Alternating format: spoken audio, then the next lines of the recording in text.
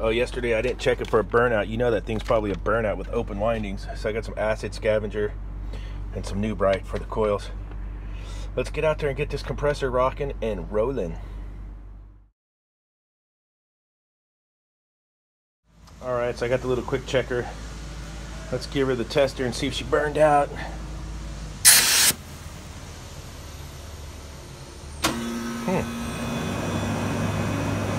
There it is.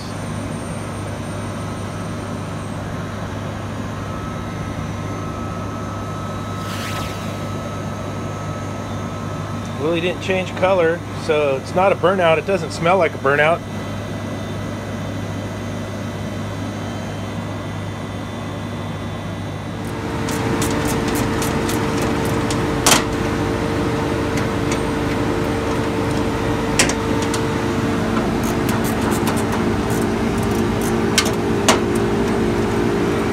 So I got her going on the vacuum. And I'll go ahead and rip the legs out and we'll change that contactor while she's recovering. Let's do that.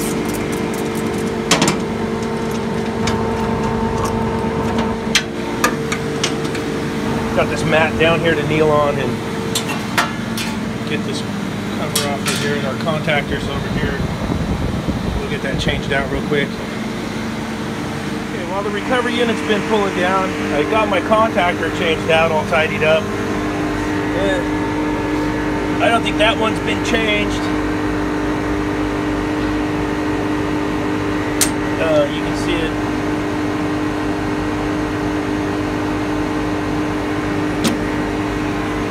So for the new guys, while your recovery machine's recovering, you can unbolt your unit, change your contactor out, find stuff to stay busy.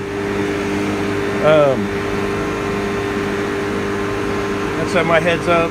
Okay, so our recovery's reaching the end here. We've got our contactor changed out. I'm gonna get the torch rig all set up and ready to remove that compressor once all the gas is recovered. And we'll get that compressor changed out. The nitrogen set up, going into the low side. And right now it's just bleeding out the ports. Then take my flux, so I have to sweat these out.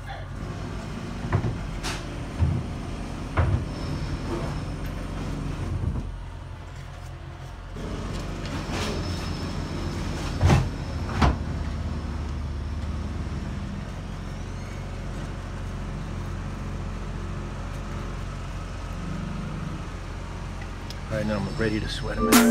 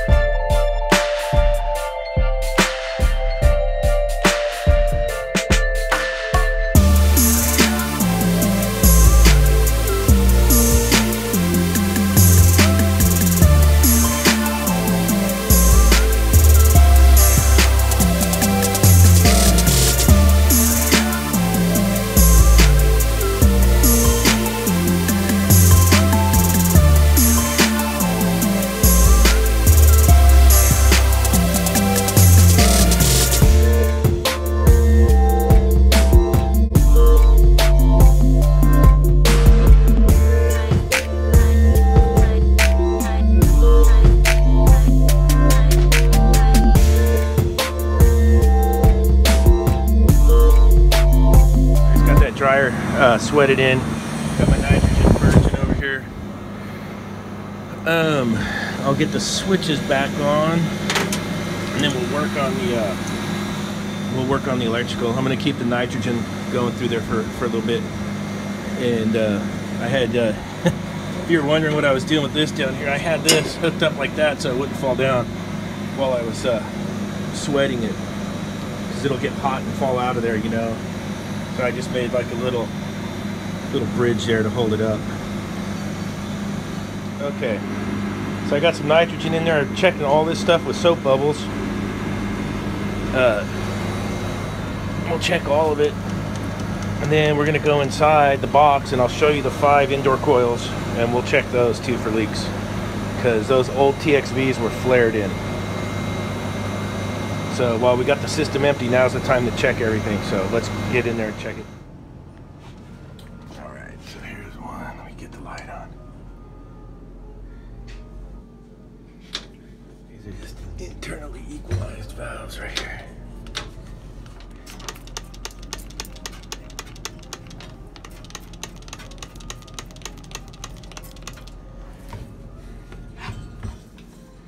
Get up there and check them. That one's good. We'll come back and check it. Little line out right here. We'll get this one open and we'll check it. This one here's got to be a leaker. Look, see the oil? That one looks like it's been leaking. Let's see.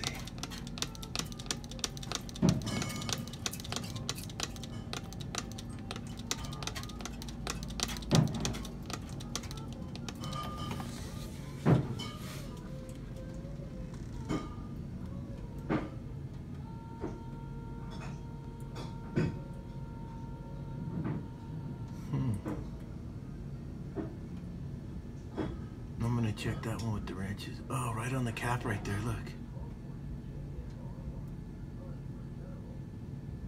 Okay.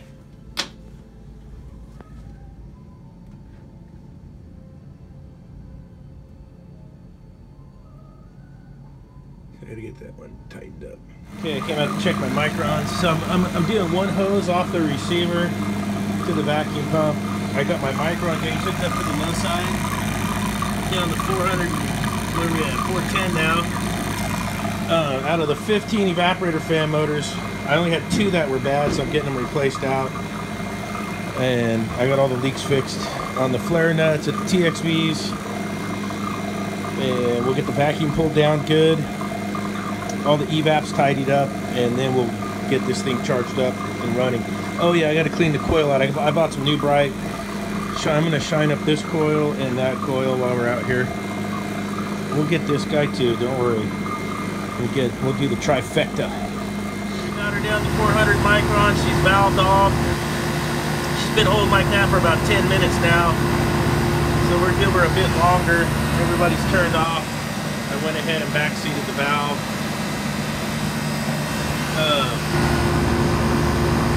So that's looking good, and we'll get ready to charge her up. I swear it took longer to change out the evaporator fan motors than to change out the compressor. Those little buggers are a pain in the butt. Okay, how are we doing over here? Still doing good? Yep. Okay. I just started her up. We're going to get her charged up here. Right now, about 8.5 amps.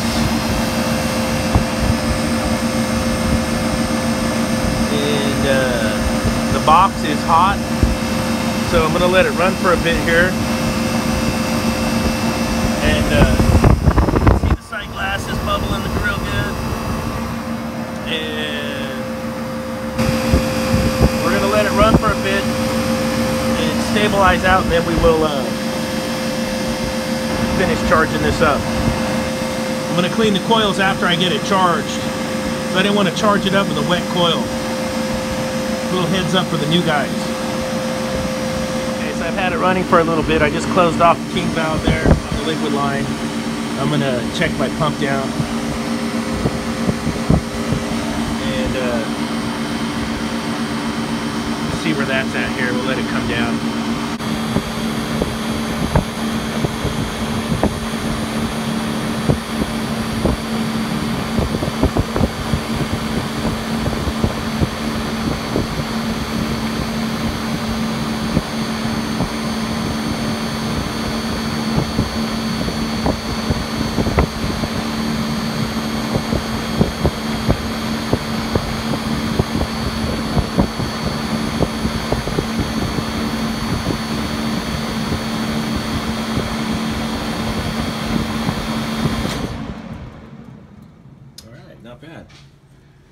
3.5.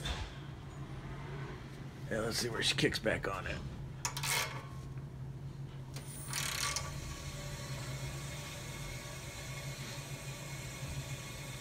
So that was confirming that it'll pump down and turn off, so I wanted to check that.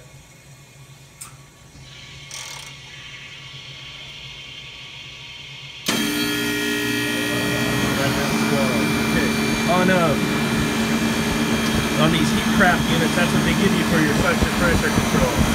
And that's your high head. So I just wanted to confirm they're still working, so that's good. Alright, let's carry on with our charge on it. So I got the box is about 45 degrees right now. Took 17 pounds of 407C.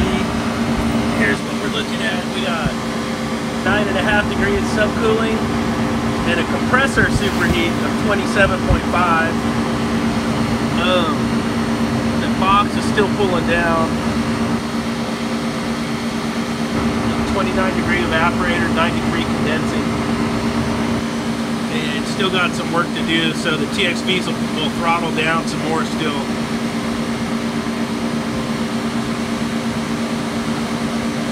It's not a hot day out here today. It's kind of overcast. Probably in the 60s. So it's hanging in there pretty good right now. Not bad.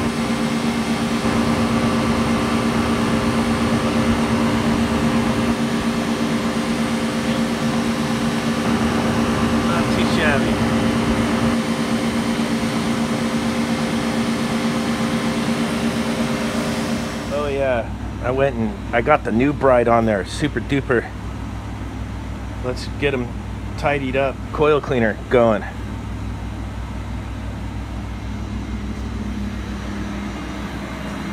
There it is. Well, that's about as good as they cleaned up.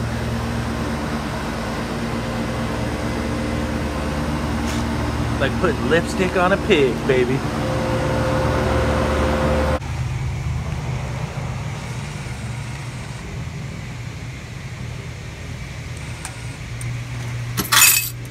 Woohoo! Success! Finally.